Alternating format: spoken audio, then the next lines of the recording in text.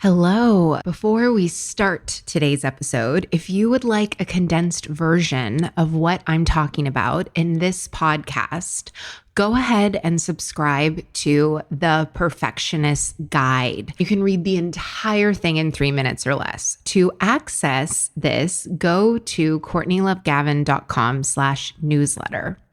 Are you a bit of a perfectionist, type A, hyper performer? Then you know that having the audacity to see an ideal and bring it into reality while breaking generational habits of hustle can be tough, but it doesn't have to be.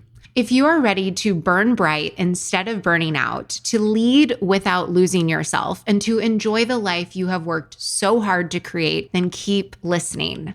I'm your host, America's leader on rewiring perfectionism, CLG, and this is Perfectionism Rewired, the podcast. Welcome to Perfectionism Rewired. Today's topic. If you're feeling angsty or resentful or under any sort of pressure, I can tell you why. You are forgetting that everything is a choice. The client was telling me about her kids and how much work it is distance learning with them. And I said to her, well, that's your choice. She got a little bit upset with me. CLG, what do you mean? It's not my choice. I hate this. They'd be in school if I wanted them to be.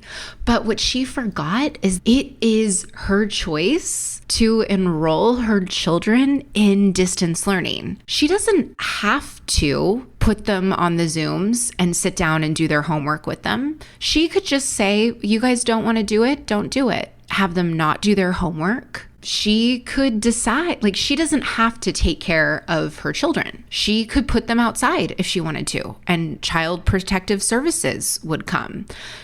They could have to go live with her family. She could choose to have children that are illiterate. She laughed when I told her that one. We forget that we always have a choice.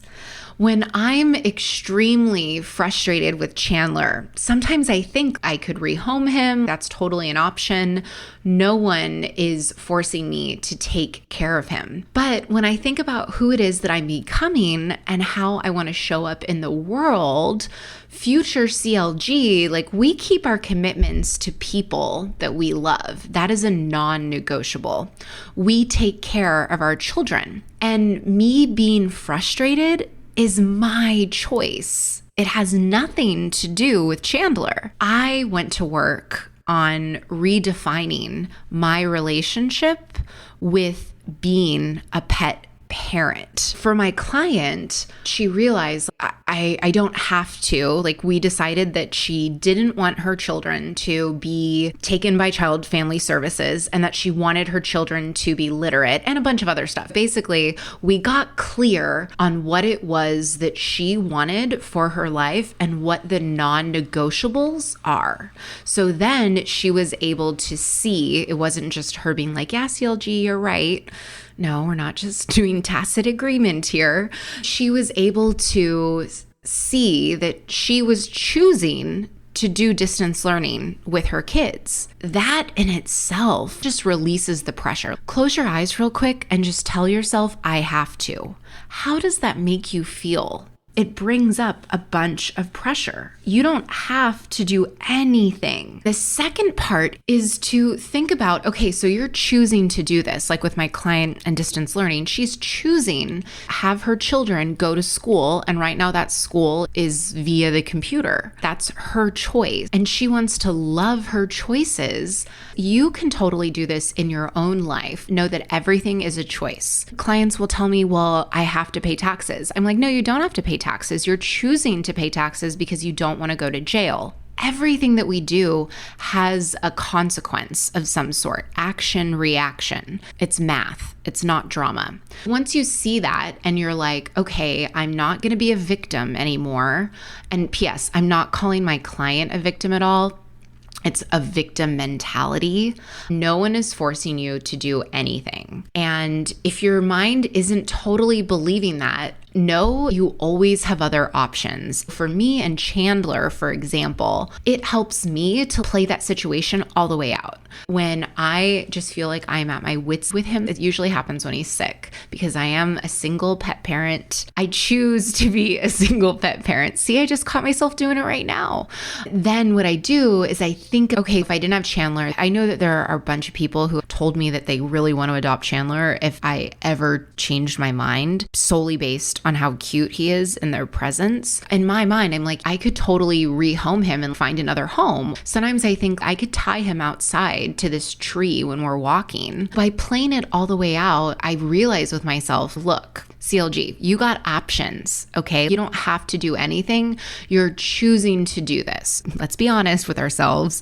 You're choosing to do this. Side note real quick. I will tell myself some bullshit sometimes. And for me, it's helpful to play it all the way out. In the end, it comes down to me saying, I gotta think something better. I do not beat myself up. If any of you are listening to this and you thought, oh my God, how could you say that to your client about putting her kids outside in the cold? The whole point is that we don't judge our thoughts. If you judge the way that you think, if you are currently judging the way that you think, telling yourself things like, you shouldn't do that. Why are you thinking that? You're an awful parent. You don't deserve to have Chandler. How could you? You're pathetic. That is the reason why you are stuck in various areas of your life. Speaking kindly to yourself is one of the best support systems that you will ever have, that inner conversation that you can have with yourself. Don't judge yourself for what it is that you're thinking. It's okay. They're just thoughts. It doesn't mean that you're acting upon them. The way that I coach myself, I want you to understand there's a difference between taking a hard line with yourself and verbally abusing yourself.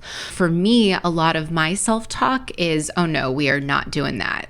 Moving right along, we're going to think these things instead. I always raise the bar in my thinking in a direct way because my brain needs a firmer hand. And I will say things like, we're better than this. This is what we're going to do. And I always use these moments to up-level myself through a bit of harder negotiation with myself. And it goes back to knowing who yourself is. I remember Mrs. Stewart, my AP Calculus, BC, I forget. I took a lot of math. Believe it or not, I'm actually very smart. That sounded so awful. I might cut that out. Mrs. Stewart was one of the first teachers realized that I was really good at math. And she said, Courtney, you have to know why. The way that your brain works is that you can't just memorize rules and be okay with them. You have to know the reasons why, and then your brain will accept them and can move forward.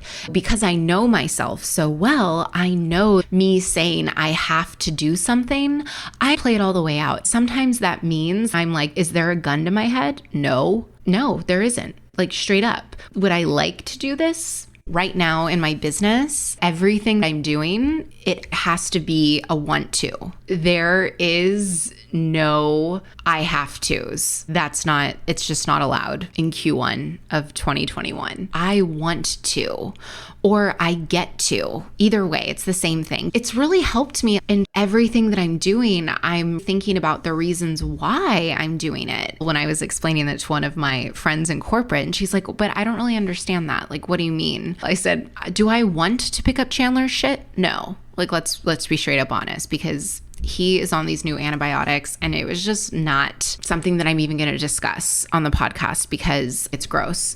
But I did not want to do that, like at all. There was a split second in my mind when I thought, oh, I have to somehow figure out how I'm going to get this off the grass. Then I thought, who is it that I am becoming and what is it that I want? What are my non-negotiables? My non-negotiable is that I am conscientious citizen of the world and that I am the type of neighbor that I want my neighbors to be. I am someone in my community that doesn't trash it. Do I want to pick up Chandler's poop? No. But I want those other things more. That's what cancels out the I have to. If you think I have to, and this feels so true and so real for you, I understand that this can feel really true. But part of my genius is that I get to show you your brain and how sometimes things that we think and feel are true are just stories that we tell ourselves. And you can tell yourself a new story at any time. I did, and the same is possible for you.